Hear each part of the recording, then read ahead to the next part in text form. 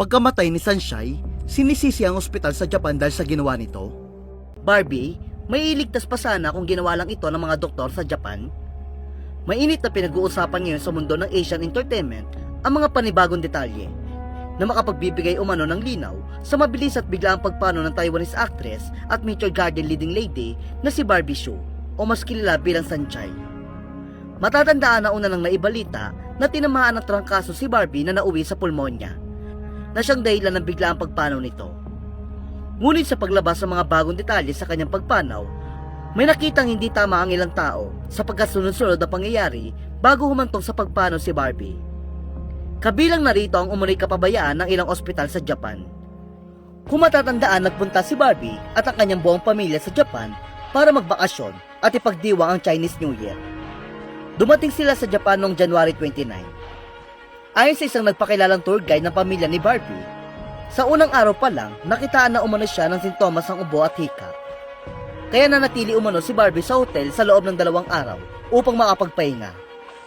Ngunit noong January 31, lumala umano ang kanyang kondisyon. Kaya tumawag sila ng ambulansya at dinala siya sa isang ospital sa Hakone. Subalit, ayon sa ulat, hindi natukoy ng doktor ang sanhi ng kanyang sakit. Kaya pinauwi siya matapos lamang ang ilang pagsusuri. Dahil hindi gumaling, pumunta ang kanyang pamilya sa isa pang ospital sa Tokyo noong February 1. Gayunpaman, hindi rin siya na-diagnose doon at ipinadala sa isang mas malaking ospital. Doon lang siya opisyal na na-diagnose na may influenza A at binigyan ng gamot. Ngunit hindi siya na-admit para sa mas malalimang gamutan. Makalipas ang ilang oras mula na makauwi sa ospital, dito na raw biglang lumala ang kondisyon ng aktres. Muling tumawag ng ambulansya ang kanyang pamilya, ngunit na makarating sa ospital noong February 2, binawian ng buhay si Barbie bandang alas 7 ng umaga.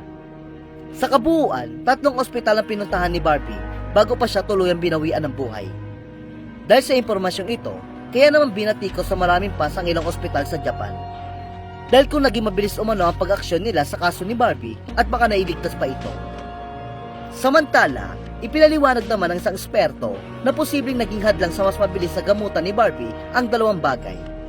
Una, ang kakulangan ng emergency care sa ilang ospital sa Japan, lalo na sa mga remote areas tulad ng Hakone. At pangalawa, ang umano'y pag-aalangan ng ilang Japanese doctors na gamutin ang mga dayuhan dahil sa language barrier.